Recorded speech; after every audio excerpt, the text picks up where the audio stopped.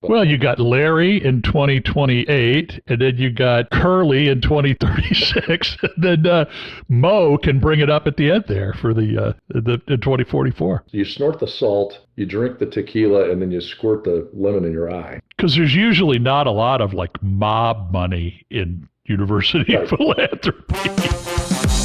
Welcome to Bourbon and Rum, the podcast dedicated to civil conversation. I'm Kent, I like rum, and I'm from the left side of the aisle. And I'm Kyle. I like bourbon. I tend to be a little more conservative. We're brothers talking politics over bourbon and rum.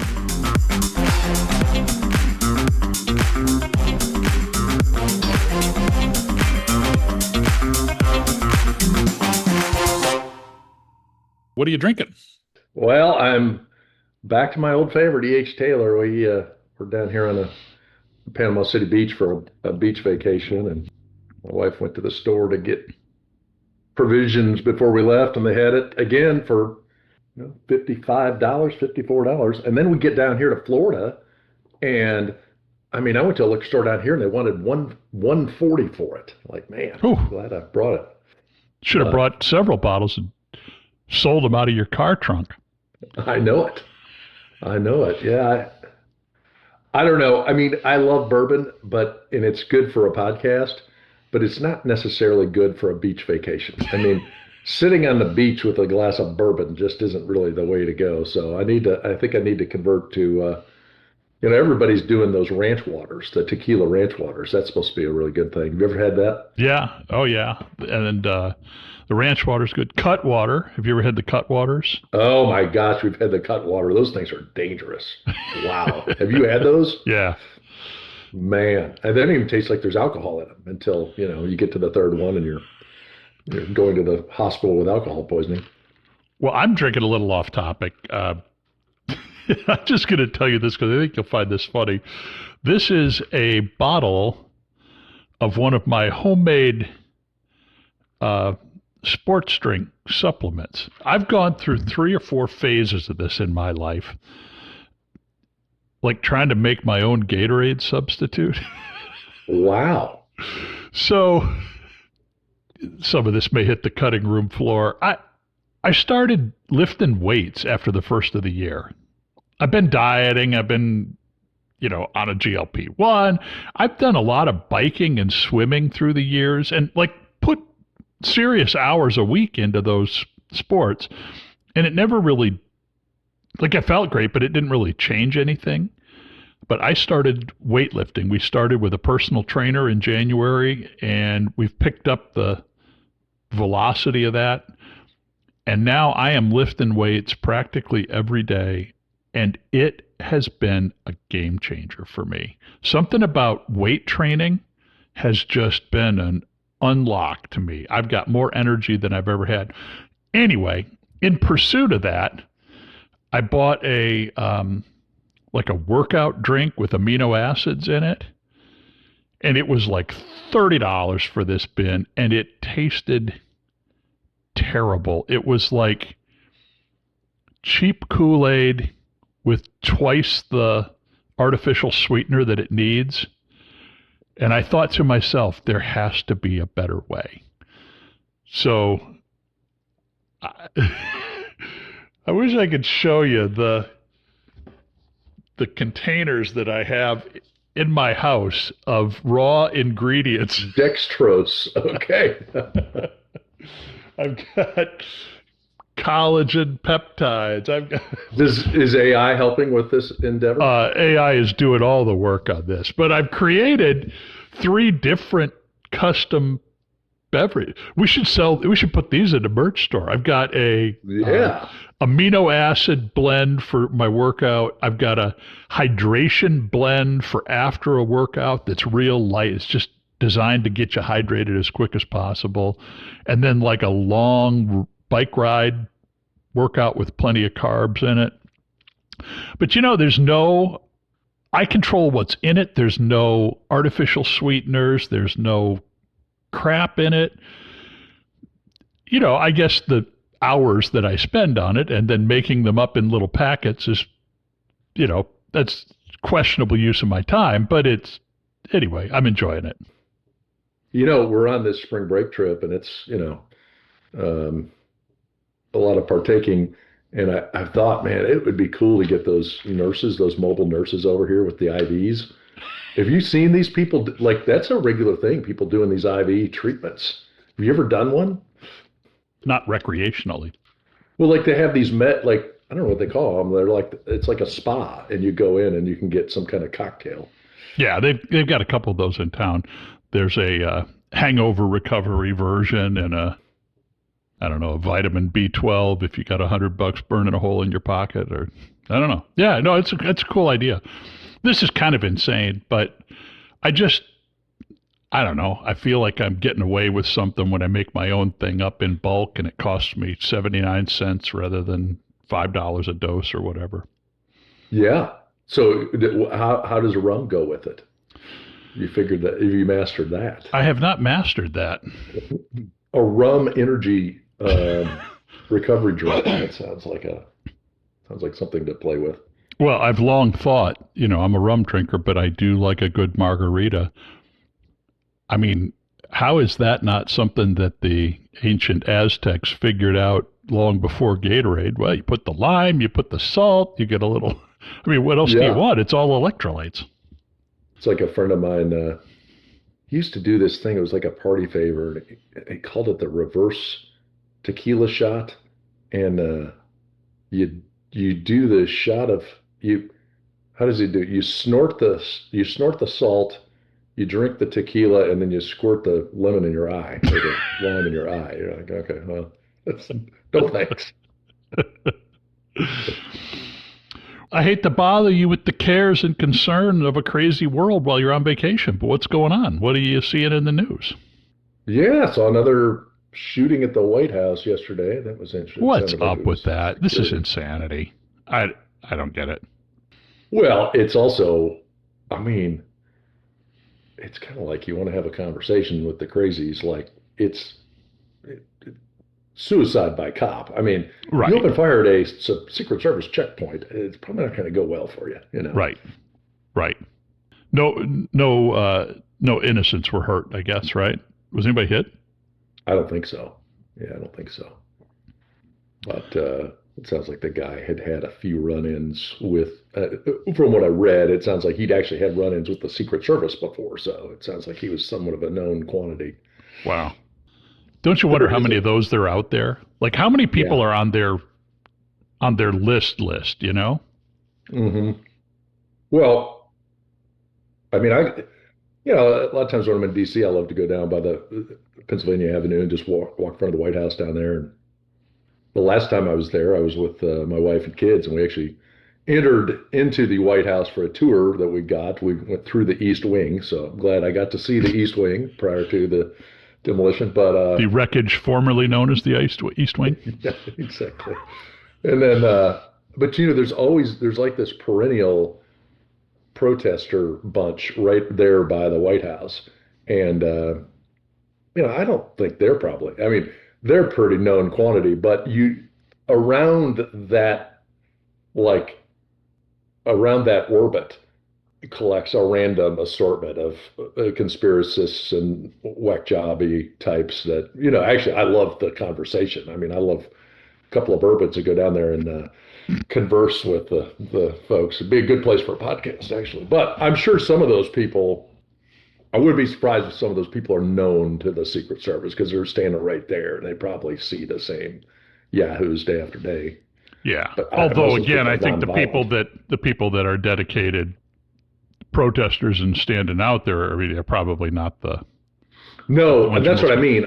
The people that are out there are fine, and they're probably, like you said, they're in it to win it for the long term. I just mean there develops a kind of a scrum of yahoos that are out there that change from day to day, that are, I imagine there's some trouble that brews periodically, because it's not like, the core people that are there every day are probably, like you said, they're earnest and such, but you get other folks that are, it attracts a certain element.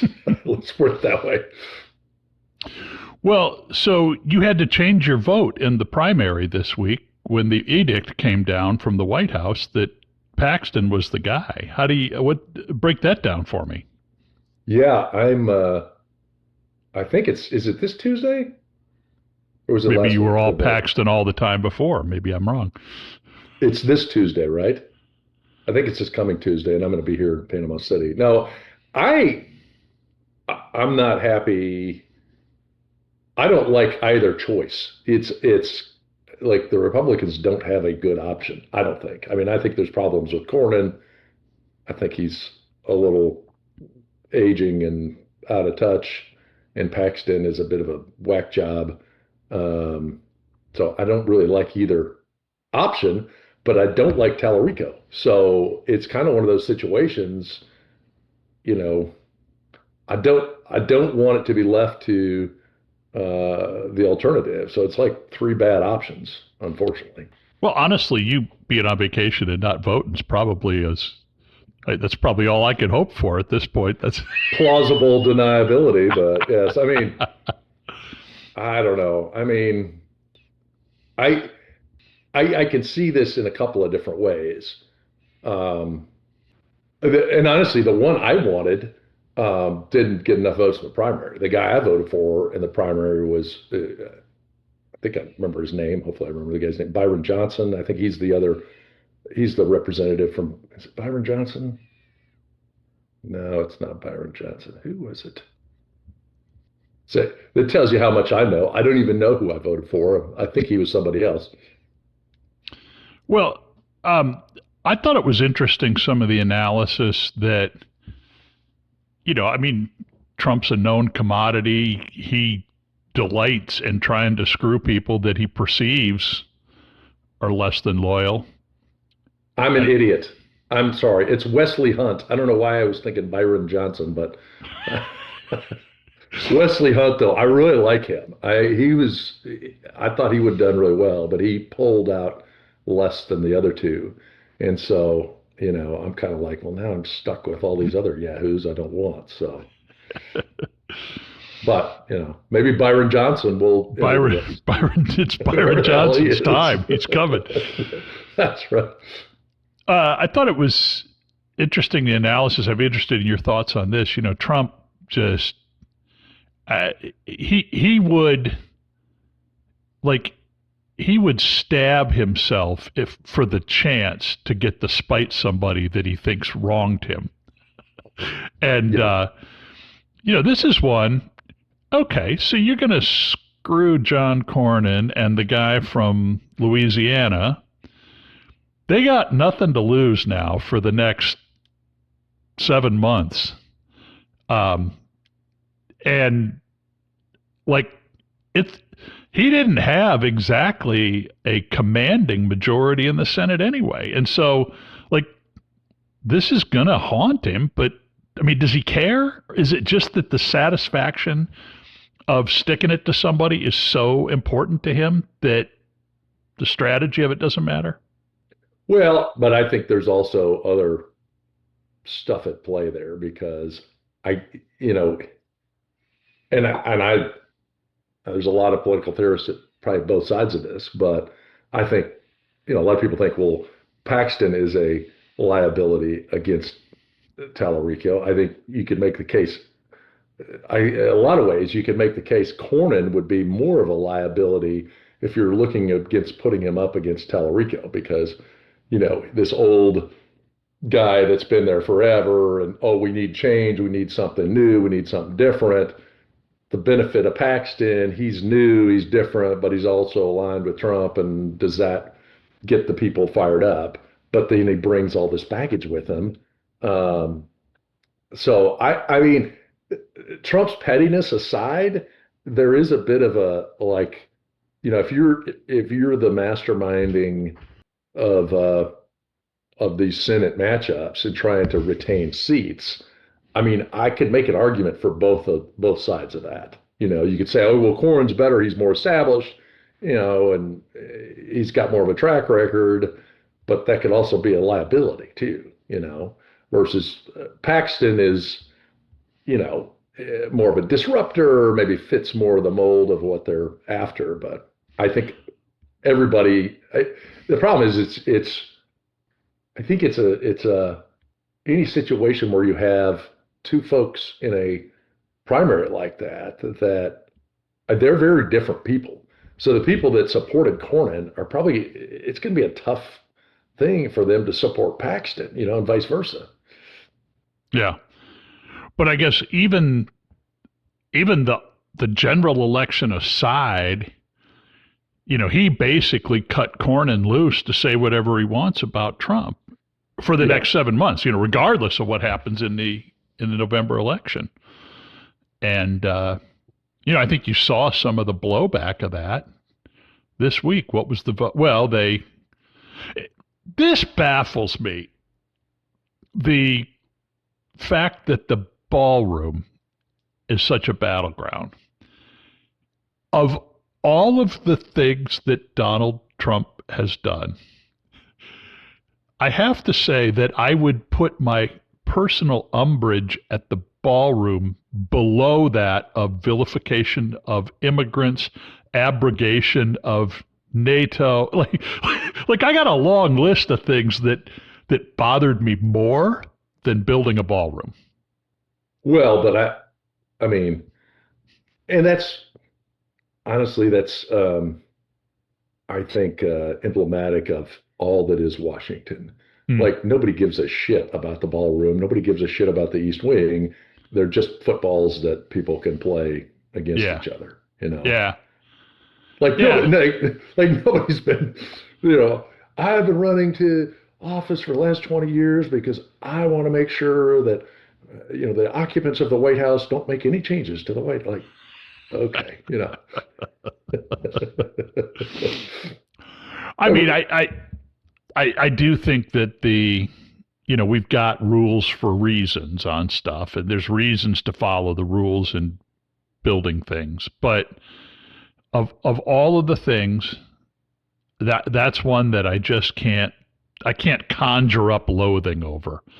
That design factors, I mean, it might cost me another $100 million to chisel all the shit off the walls that he wants to put on it, but a ballroom structure per se, I think is okay. Yeah. It seems somewhat inevitable. I mean, honestly, as you look to the long term for the White House, there's probably, that being one of them. And I've heard one of the other things he's worked on, I don't know if it's got the same level of ire, but is some type of landing pad for Air Force One. And I'm like, well, right. Seems fairly reasonable. Right. But people are going to flip about that. Like he's paving over the East Lawn, or the South Lawn. Well, yeah, I mean, they fly a helicopter in and out of there every day. Mm-hmm. Well, I'm hesitant to mention this because I've done this before, and I don't want our podcast to follow others. I've mentioned listening to the Joe Rogan podcast, and periodically I'll mention guests. So I am hesitant to do this because I don't want to be like one of those, we're one of those, you ever seen there's YouTube videos of somebody watching somebody play a video game? Right. I don't want it to be like that, but there was this guy, Eric Weinstein. Oh, yeah. Him? Yeah. Interesting character. And one of the things that I thought you'd find this too intriguing to not at least talk about is he thinks that weapons of mass destruction or emerging weapon technologies, UFOs, and Jeffrey Epstein are all linked together. His thing is, Los Alamos is where they do a lot of the study on emerging energy, right, for, huge purposes like weapons. Epstein put a specific ranch, and he went through this whole thing about that ranch that was built and the contractors, and you can't find the contractors, and it's a weird story. And he's got this ranch, and he had these and then you've got, what is presumably Area 51 or wherever the UFOs are, but he supposedly had a lot of these scientists come visit. And he was talking about Epstein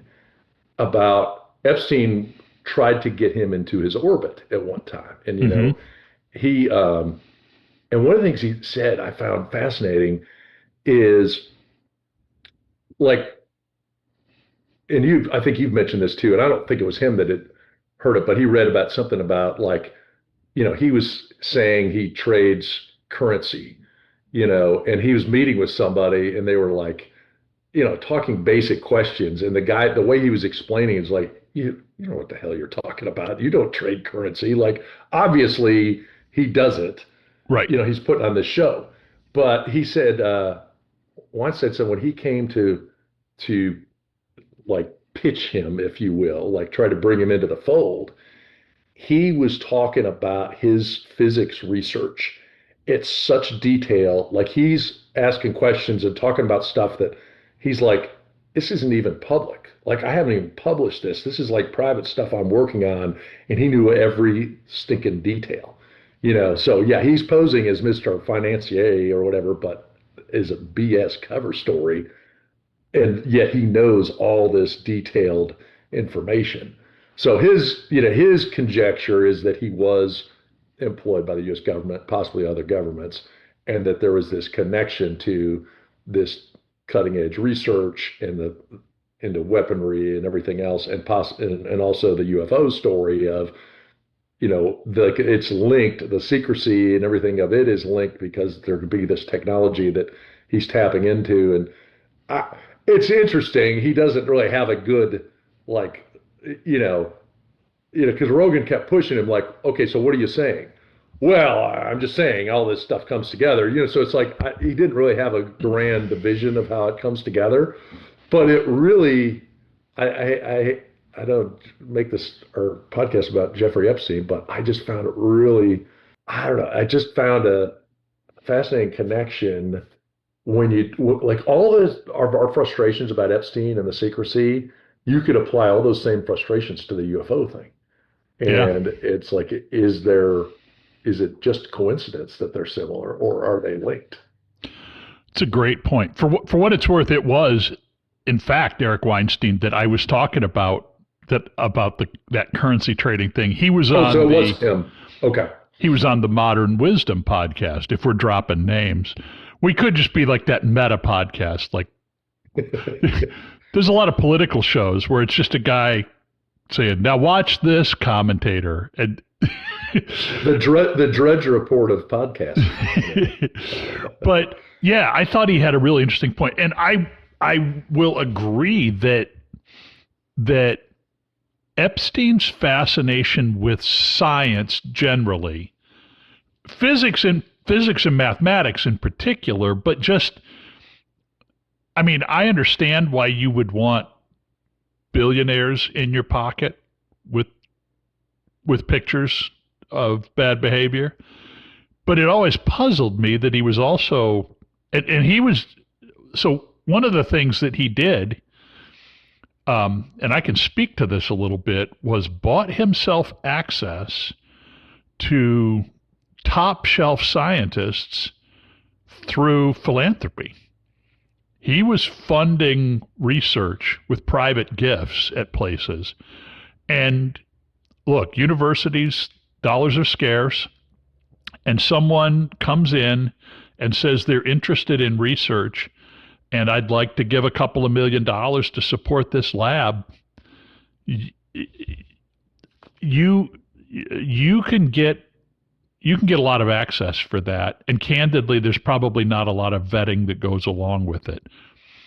And, or very seldom does that ever work out badly. But, I can think of meetings that I've been in that kind of escalated quickly, and, nobody's really asking a lot of questions.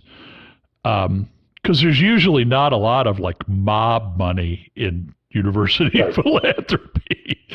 So, we haven't really had to be too much scrutiny, but why? Of all of the things that he could do with the leverage that he had, Why physics and astronomy and mathematics? So I think it's a valid question. Well, and honestly, I'm probably showing my shallowness, but I'm like, oh, physics, interesting. And he went on to talk about how physics and mathematics are the most exciting things happening in the world, and I'm like, okay. But then the way he said it though is it makes things go boom, it makes things go zoom, it makes every weapon is physics, every propulsion systems and movement, and every communication mode is all physics and mathematics to a degree. And I'm like, well, that's true. I mean, it is actually the most consequential elements of our world in a lot of ways. There's an old, and I'll get this wrong, but there's an old kind of a saying in higher education about disciplines, like political science is just applied sociology. Sociology is just applied psychology. Psychology is just applied biology. Biology is just applied chemistry. Chemistry is just applied physics. And it stops there. Yeah, like that's the root of everything. Wow. Yeah, that's funny. Wow. Well, in full disclosure, I should also admit that I got an F in physics the first go round in college. So, probably talking to the wrong guy in this conversation, but they should have given you a PH instead. Yeah, exactly. No kidding. Halfway there. Yeah. But I guess so. Yeah, I think that it's very suspicious or interesting that Weinstein. I'm sorry that Epstein. Gotta get my gotta get my story straight there. Was so fascinated by physics, and it would give credence to the idea that he might have been. I think far likelier to me. I really believe that he was Mossad, not U.S. intelligence. The fact that was Ehud Barak, right? Was one of his clients. Well, Ghislaine, her dad was in the Mossad, right? Or it was in the yeah. But that's interesting too, because I mean, to Eric Weinstein's point, yeah, I mean, physics was a really big deal in the 1940s and 50s when we were developing atomic and thermonuclear bombs. But are we doing active, like, defense industry research right now? I don't know. I think. Well, but that was, I mean, honestly, that was kind of part of his point too. Like, do you think the science just ended in 1940? I mean, and really the atom bomb was one thing. The hydrogen bomb was at a whole other level.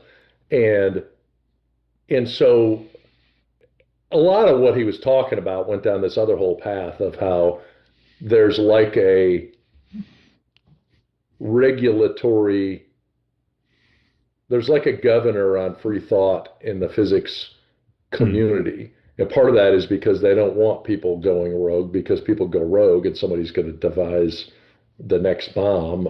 Like there's an inherent danger involved in physics research, because I mean, somebody created something this bad in 1950. What the hell are they going to create in 2050? Yeah. And so there becomes like this people not wanting to move too quickly on things, and then that's where it kind of led to this whole conjecture about, like, if there is alien spacecraft and everything else that people are analyzing, you're going to need physicists and everybody. And then it's like, well, how dangerous would that potential technology be? And I don't know. It was a rambling 2.5 hours that I only would have listened to if I was driving 10 hours as I was that day. But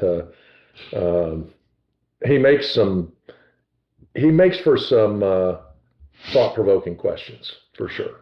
I think this whole topic's really interesting. But I've been thinking a lot about it lately. You know, they say men think about the Roman Empire all the time. I think you can add to that UFOs, something that's frequently on my mind. And I keep looking. So I think that physics is a hard limitation on travel for all the reasons we've talked about before. You know, we're discussing the wisdom of sending a pilot in a bomber to Iran. Surely someone has had this conversation about sending the alien pilot of the spacecraft across the galaxy. So, you know, you're probably, you know, you'd have to be talking about time travel more than actual travel anyway. But here's what doesn't make sense about this kind of conventional wisdom, that there's this, and you know, you get a lot of answers if you ask a lot of people, but kind of the current buzz, there's a number of people, the Age of Disclosure movie basically says there's non-human technology out there. We've got crashes, we've got bodies, and the governments all have it, and they kept it secret, and they're trying to crack the code of what's going on there. Don't you think the world would look different if there was something like that in play? Yeah, totally. Like even if they hadn't figured it out, I don't know. Could you keep the Manhattan Project secret in 2026? It's funny. So that was one of the topics he talked about. And his conjecture is there are Manhattan projects happening right now, and they're happening at universities in plain sight.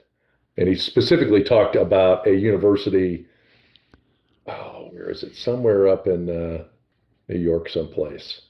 I'm trying to remember which one he said, but there's like billions of dollars getting funneled to this university for mathematics research. Well, I don't know that it's billions, but that it's being funded through this hedge fund, this Renaissance technology hedge fund. I don't know if you've heard of this thing, but supposedly it's funding like mega projects. Well, his point was this, is that I guess there's this article he pulled up in 1944. And this guy was like, I was out in Los Alamos and I was having dinner and I met this guy, Dr.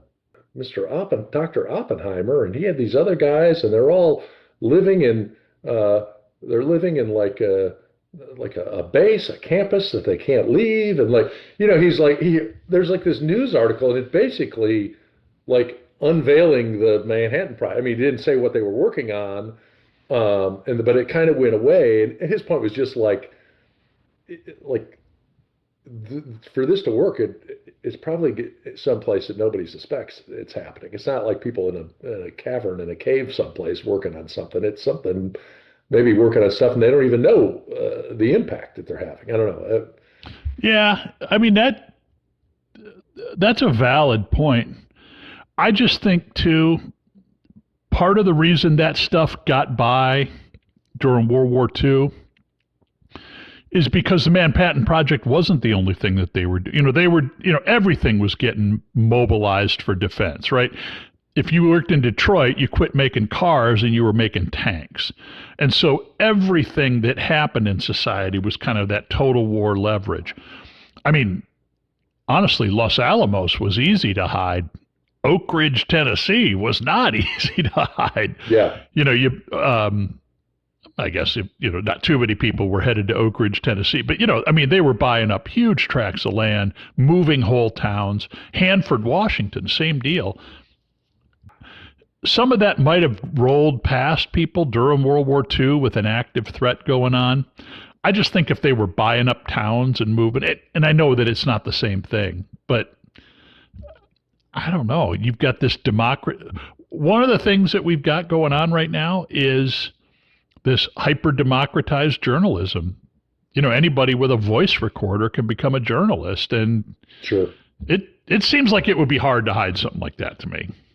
Yeah, no, it does. And it certainly seems like 50 years of studying something would have produced something other than It's this box and we can't figure out what to do with it. I don't know. I mean, it kind of goes back to our whole conjecture we've had before of I think we all want to believe there's some grandiose operation and conspiracy that we don't see.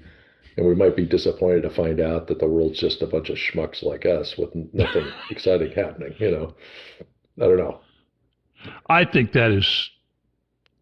in general, that's pretty true. I don't know if you look at both of us, different careers, different things, and I wouldn't say either of us operates at the highest levels, but I know people that are players in big sections of. I'm trying to think of how to say this. I'm not trying to flex. I'm just saying, I've known a lot of politicians. I've known right. Not too many of those people at the governor, senator level just blow you away with their innate intelligence on first conversation. Right. Yeah. And same kind of with corporate CEOs. I mean, I'm saying there's bright people out there, but you could be in a room of university presidents and corporate CEOs and high-level politicians. And it's not like you look around and think, oh my gosh, I can't have a conversation or hang with these people. They're so far above me. It feels pretty mundane, honestly. At least that's my experience. I don't know about you.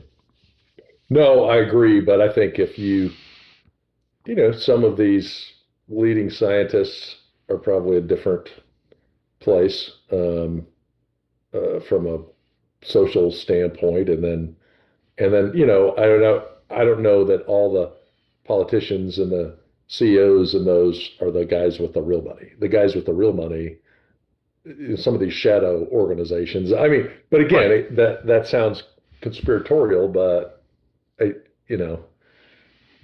feel like there is a public face to business in the world and government and everything else, and then you have these other. Well, again, now you're talking right into my conspiratorial mindset because there's the trilateral, these people in the background pulling the strings, but it seems a lot. Well, and again, I'm babbling here, but maybe it's like we want to believe that there's some guy in the back room who's really pulling the strings, because otherwise, to know that all those people in the room that aren't really that great are actually the guys in charge, you're like, well, shit. I mean, we're screwed. I tend to go that way. And more than, I think bigness becomes its own determinant. In other words, you get to a scale of a government, and I think companies are like this. You get to a scale of a company, does a CEO run it? Well, yeah, I mean, they can fire anybody, they can do all the reorganization, but I don't know.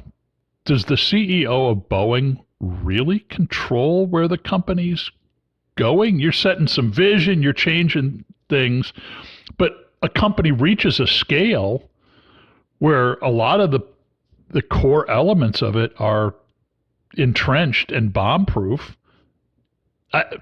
You got a better experience with this than I do, but that's what it feels like to me. Well, it's like the government. I mean, the guys in charge don't really control much. Yeah. Well, the UFO thing where they say that the president of the United States is on a need-to-know basis. Mm-hmm. Like, on what planet? I guess that is the question. On what planet is this? Yeah, nice. Well, I don't know. I didn't mean to sidetrack us down that rabbit hole, but I found that pretty. It was interesting, but it's also, I'd love you to listen to a little bit. I just don't trust people that talking riddles, I mean, he's like, well, what do you mean? Well, you know what I mean. Like, no, say what the hell you mean. Don't, try to, I don't know. He's like, well, there's dangerous people after me. Like, okay, all right. Well, speaking of the UFO I know thing, there's this, I'm sorry, I know that there's these scientists that have disappeared, and that is scary. Yeah. But at the same time, like a podcast host like him who's nationally known, like I don't think they're just gonna take the guy. I think we'd notice that. But go ahead, you were gonna say something. Um, yeah. Well, I was going to say, again, I am as much UFO as Roman Empire right now, and you get these guys, that Lou Elizondo and David Grush. I'm sure you've seen these guys on podcasts all over the place.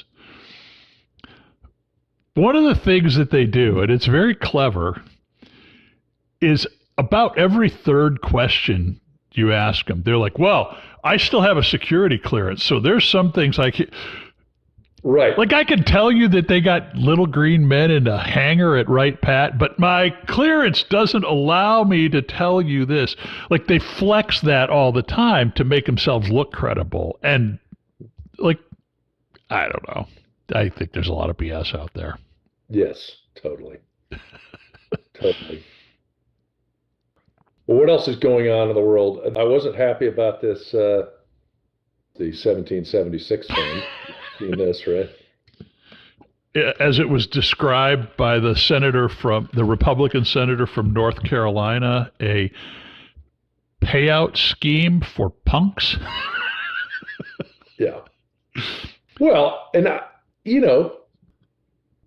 read stories, some of the stories in the J6ers. I think there's some of those people that probably did get railroaded. Yeah. And I think there ought to be a pathway, but I don't think this is it. I mean, was Blanche's hearing on that televised? He had some stuff televised, but I heard that the hearing turned into like a yelling match. Yeah, I wonder if it wasn't like kept, if it was in executive session or something, because ordinarily any occasions of senators or representatives beating on Trump administration officials lands right at the top of my YouTube feed. I get those, and I did not get that one. So, I mean, I could pick this thing apart. There's several things about it that I find really abhorrent. Just the basic idea of him having sued the federal government in the first place, and we talked about that. Yeah, that is the mechanism, but when you're the president and you control the executive branch, how do you order your appointee to make a deal that favors you? That brings up some pretty, that would be, I think that would be a fun one to listen to, like constitutional lawyers debate. That would really be interesting to me, like, because all this stuff happens and like there's a recourse, so there's a way to argue it, but it's really kind of an interesting conundrum to pick apart. I mean, regardless of your opinion about whether it should happen or not, I think it's that kind of stuff I find really fascinating, of how the Constitution works and how people argue stuff, Yeah. Well, I think that the biggest problem that they'd have, again, as you say, the mechanism is I sue you, you sue me, that's how it goes. Yeah. But in this case, for example, who's going to bring suit that it's a wonky deal that he didn't take any money from the settlement. He forwent the $10 billion that he thought he was owed, but the government did promise like never to audit him or his family ever again. Kind of like a preemptive pardon of your entire family about an hour before you leave office. Well, I mean, but at least there's a mechanism for that. And do you not think those are coming at the end of his term? I mean, hell yes, I'm sure. Yeah. Yes. And I think that's going to be like the new norm. Yeah. Well, and honestly, maybe it's good. As much as I think it's a pardon is a retrospective, right? A pardon says whatever you did, we're wiping the slate clean. What worries me about this isn't like a pardon. This is like a get out of jail free card. I'm promising that I'm never going to audit your taxes in the future? What that means is he's never going to pay taxes again, and nobody's ever going to be able to do anything about it. Like, at least a pardon has an end date, right? The day I was pardoned, I'm not pardoned for anything that I did after that. Yeah. I mean, this 1776 thing came out. How did it come about? How did they get the money? So Trump personally sued the IRS. His IRS. He sued the IRS because a contractor for the IRS leaked his tax returns back at some point in the past. So he sued for $10 billion, which it's hard to imagine the harm. He's made $10 billion off of being president. I mean, but he made a suit, and there was a settlement to dismiss the lawsuit. He abandoned the lawsuit in exchange for the promise from the Justice Department to establish a fund to pay people who are victims of lawfare. Now, the only thing that would give me some joy in this, if the first payee of the fund was James Comey. Now, that would be meaningful to me. I'd love to. We could have an argument about his lawsuit with the IRS, and I could say, well, he had the right to sue him, and you could say he shouldn't sue him as president. We could certainly have that debate, and I'm not suggesting you're not qualified to have the conversation. I'm probably suggesting I'm not qualified, but it would be. I'd love to get a lawyer's perspective on that. Mm-hmm. Yeah, it would be interesting. Just somebody that, but I don't know if you could have a lawyer's perspective that wasn't slanted, wasn't predisposed. Can we find a lawyer that's been living on an island and we can give him a hypothetical and, because otherwise he's going to have he or she's going to probably have a political slant, but. Right. Well, I think part of the answer would be, of course, he can sue. Should he? I mean, I think that's a political decision or a moral decision more than a legal or constitutional decision. I feel pretty strongly, and again, I would defer to a lawyer on this, that this suit probably would have been thrown out of court. But the problem is that it never gets to court because the IRS doesn't dispute it. It just kind of lingers out there. So this settlement might not have been necessary if the Justice Department had merely said, hey, Supreme Court, should we pay the President of the United States $10 billion? You know what I mean? Your point is right, though. It would be interesting to hear people more knowledgeable than we about how this played out. But it's nothing if not a little fishy. Yeah, how do you negotiate a settlement with a department that works for you? I mean, you talk about back to your point of the guy in charge isn't really in charge. I mean, you're having a conversation with somebody that works for you okay, so the settlement was handled under Todd Blanche, but who at Justice and IRS defended the government? Yeah, I don't think they made a defense. I think they didn't pay him immediately. But the way that's got to work is they got to respond to the lawsuit. Well, then what is the criteria for the payouts? As I've heard it, it is ill-defined. Okay, I'm reading the checklist here. It's published. First, you have to have voted for Donald Trump. And then you have to, no, I'm kidding. Guessing what that, but now Congress is all over. Can Congress, at some point, wouldn't you be litigating with Congress? Because Congress funds the Justice Department. So this is an argument that I've made, and admittedly, it probably gets bundled up under my generic hatred of Trump. But one of the things that I've found really troubling about this administration, and especially about congressional leadership, one of the things that the founders believed, and this, you can find this in the Federalist Papers, they really believed that senators would want to protect their powers, and therefore they would exercise their constitutional powers because it's in their self-interest as well as their institutional interest. And the same with the House of Representatives.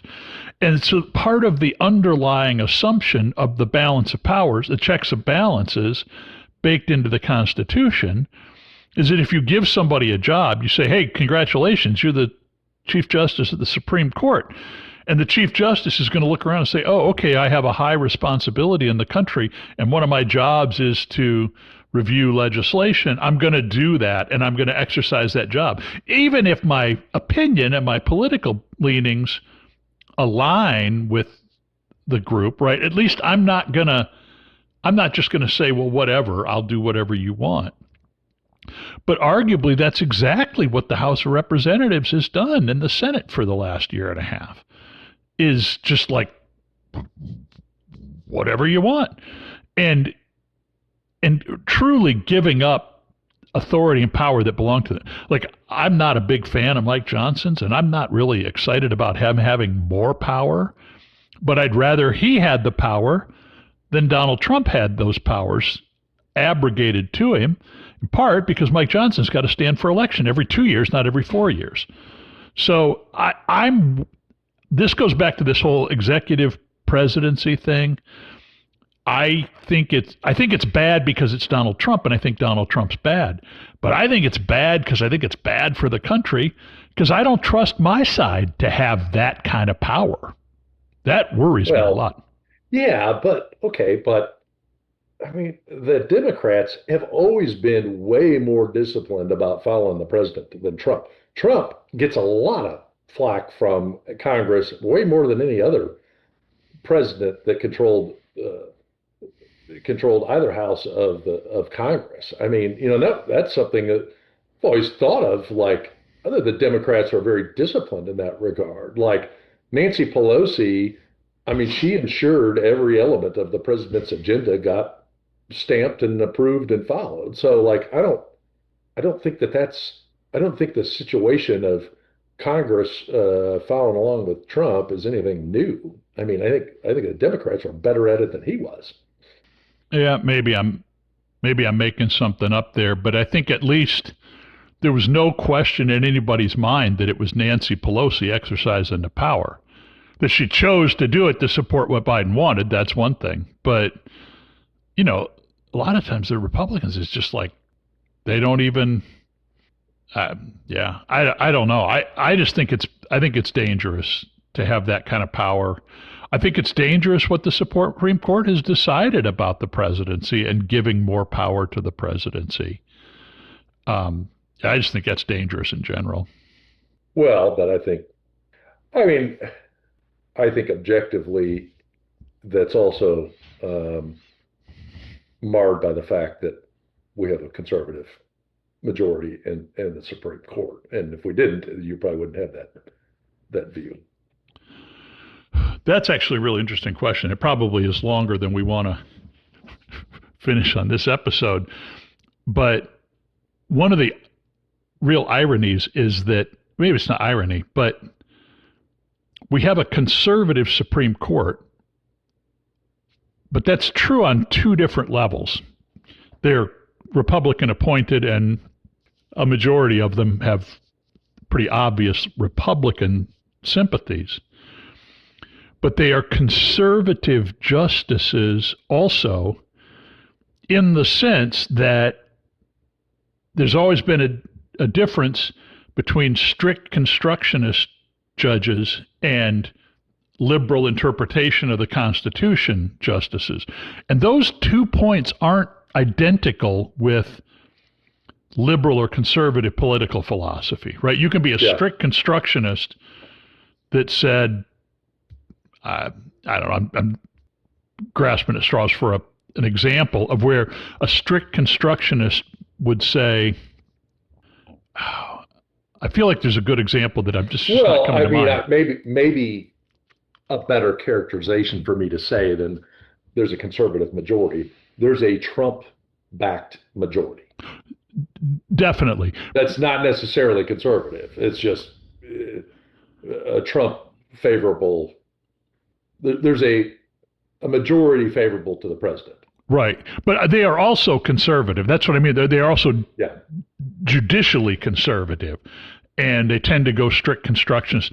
That's why, again, I'll buy you lunch, but if they rule for Trump on the getting rid of birthright citizenship thing, I'll buy you lunch for that.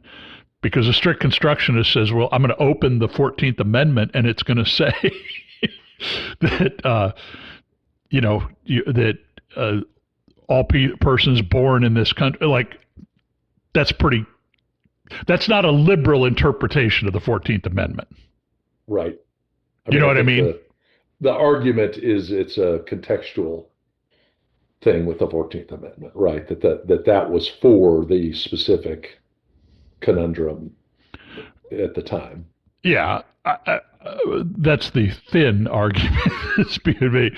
I'm just saying, I would be really surprised if Amy Coney Barrett says, yeah, you're right. Don't worry about the birthright citizenship thing. I'd be really surprised. Yeah. And that's where her judicial conservatism is, and I think she's going to follow her judicial conservative philosophy, even where it conflicts with her conservative political philosophy. I don't think that's true of Clarence Thomas, but that's another day's argument. Yeah.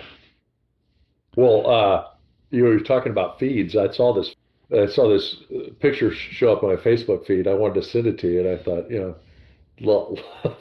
love to hear your thoughts. And it shows Trump walking someplace, and he's got Rubio, Vance, and Hegseth, and they're like, well, I guess we got Republican presidents for the next 24 years. Well, you got Larry in 2028, and then you got Curly in 2036, and then Mo can bring it up at the end there for the 2044. I really do like Rubio. I think Rubio is phenomenal, but not. I mean, the other two are fine as cabinet secretaries, but the retired secretary would be a great title. Well, Rubio's a serious man and a thoughtful person and not crazy. And I will also say that Rubio has done a better job of, he hasn't gotten himself fired, but he's also kind of carving his own path on this. He's got his independence. Yeah. And, I don't know. It's interesting. If Little Marco had won back in 2016. Little Marco. Would I have had the same loathing that I seem to have for Trump? And I don't think so. I don't think I would agree with Marco Rubio on a lot of things. There's things that he would do and espouse, but I don't think I would detest the guy. Yeah. You don't like Trump from a personality standpoint. Honestly, I mean, I hate to say it, I think there could be another person that does everything he does, and you'd be okay with it. But it's a personality thing. And most of the people that I know that can't stand Trump, it's a personality-driven bitch. I don't know that somebody could do everything that he's done, and I'd be in favor of it. But it certainly accounts for a lot of it. I'll give you that. That he can take a good idea and he can make it horrifying to me. Obama could have done everything on his list. He was anti-immigration. I mean, he and Hillary and everybody else were wanting to close the borders and you have all these videos of them wanting to deport people. So like, I think it's quite possible he could have done the same stuff. It just would have he would have said it differently, and many would have been okay with it. But isn't the deportation exactly the case in point? Like, I don't think I ever said, if I did, I didn't mean to say it, that we shouldn't deport people that aren't in this country legally.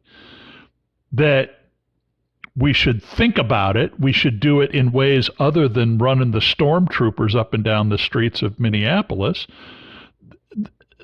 So much of what happened under that whole thing, you can't deny that it was designed to be inflammatory. That was the structure of it. It was built and operated with the very purpose of irritating the liberals and bothering people. And so, and it did, like it affected me that way. Like, I don't think I've ever said that I think we ought to open the borders. I think it was one of the great failings of Biden's presidency. I'm not saying you do. I'm just saying, aside from the rhetoric, if you look at the facts and the math, I mean, he was much more efficient at that.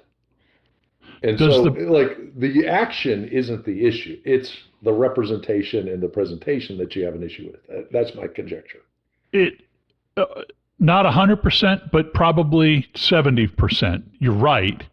But I think that matters. I think that how we talk about things matters. I think that how we go about things matters.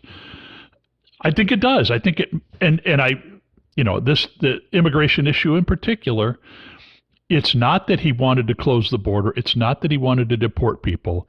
It's that to get people fired up to do it, he deliberately chose to talk about immigrants in a demeaning and dehumanizing way for a political effect.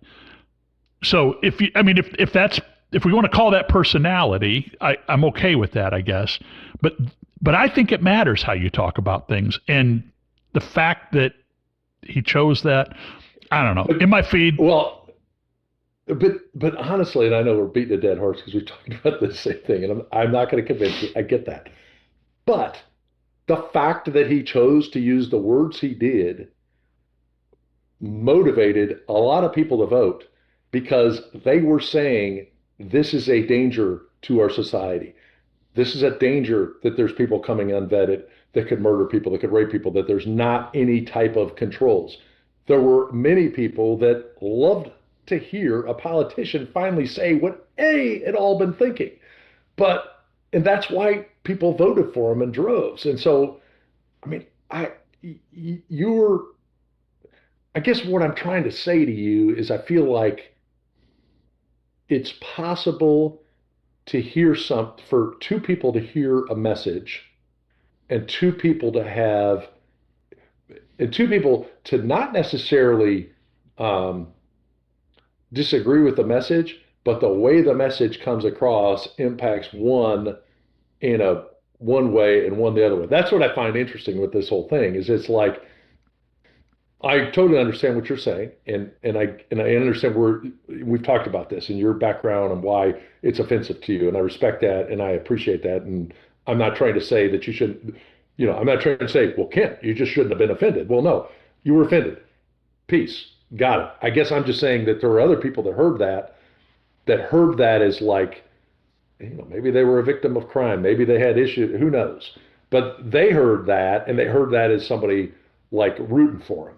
You heard that, and you heard that as somebody who wanted to denigrate somebody. And I feel like, regardless of our positions, I feel like that's a big part of our political,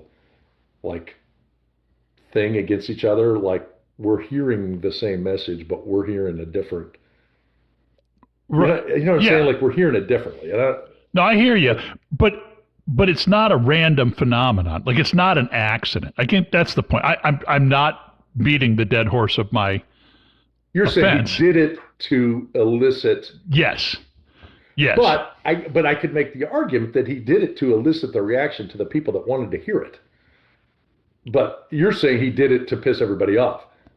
I'm just saying there's also a line of thought that he did it to please the people that were pissed about this subject, But regardless, it's a fiery way to do it. It is, but it's a deliberate strategy. That's all I want to point out is that, and whether you think that's a smart strategy, a good strategy, healthy Yeah. strategy, but it's not just a phenomenon. It's a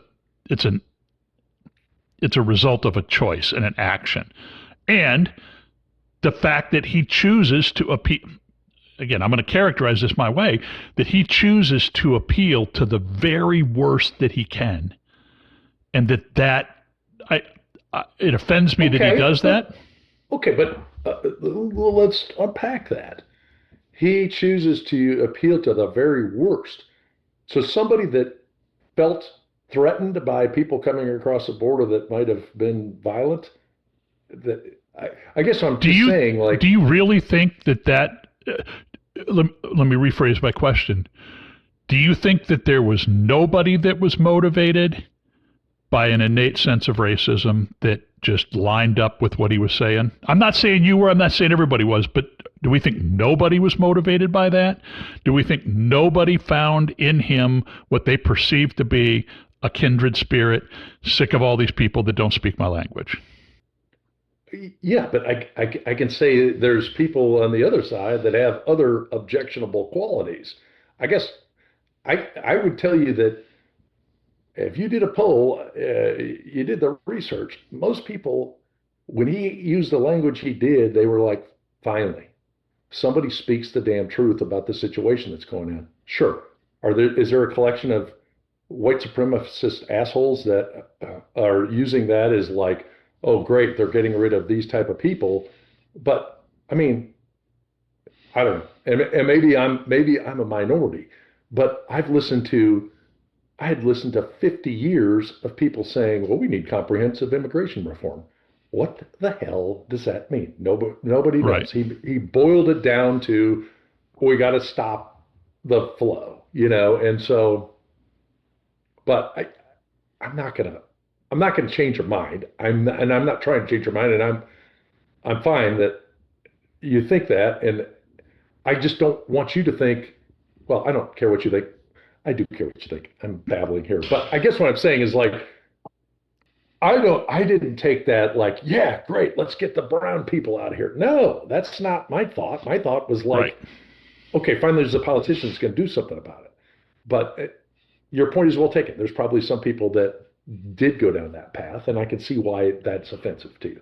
Well, and I will also own and take responsibility for the fact that it's a pretty quick and hasty thing to say. Look, I do think that there's an element of the degree of the way that he framed it that deliberately, and there's a history of that. You can talk about Richard Nixon and the Southern strategy, but that he was deliberately appealing to that worst element that I said. But I want to create a bright line and say that I'm not saying that you're that worst element. I think that you raise a valid point, that something that liberals aren't dealing with very well, that there was, I want to put words in your mouth, but that immigration reflected a clear and present danger to the United States, and nobody was taking that danger seriously. And his alacrity about with which he spoke with it, that resonated with you because you saw it as a bigger crisis. And I know that's true about you. No?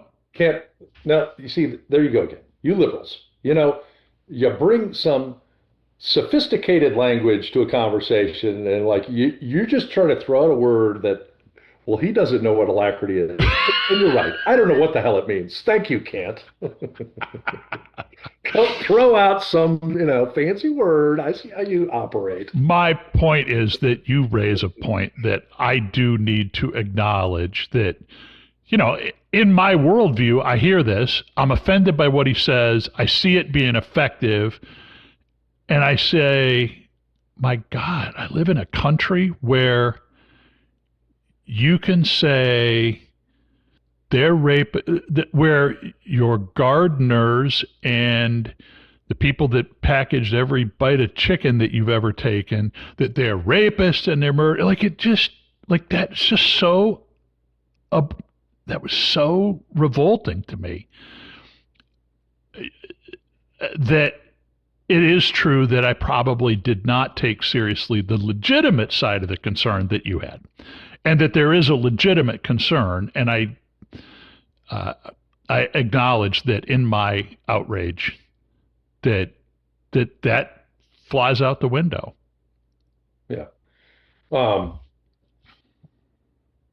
Gosh, I had a great response, and E.H. Taylor took my response. So, yeah, We need to get you back out on the beach, I think. I think so. But no, this is great. I will say, we got paired up with a variety of folks here, some other families, and one of the guys had a couple of his family members, one of which is a listener. I was like, wow, man, awesome. So I'm trying to screw this up. So, no, Well, and I don't want to. I don't want to just end without addressing what you said. You're again, Ken, and I want to be clear. Like to your point of like the White House ballroom was like the least offensive thing you heard from Trump. Like I understand your statements on immigration and your offense, and that just wasn't the frame of reference I took it at that time. right. But it's also not to say that, I think the guy is terrific. I don't like 1.776 billion slush funds, and I don't like the fact that now I got to vote for Ken Paxton. So I there's that. actually passed your name to the Tarrant County for Tallarico committee and suggested that they might, come knocking on your door. Well, if he can, if he can explain to me the six genders, maybe we can get there. He's very certain that there's six genders. Like Facebook said, there's too many to mention. So, like, I'm trying to figure out here. See if somebody break this down for me. Honestly, that seems like a much longer podcast that I'm really willing to bite off at this point.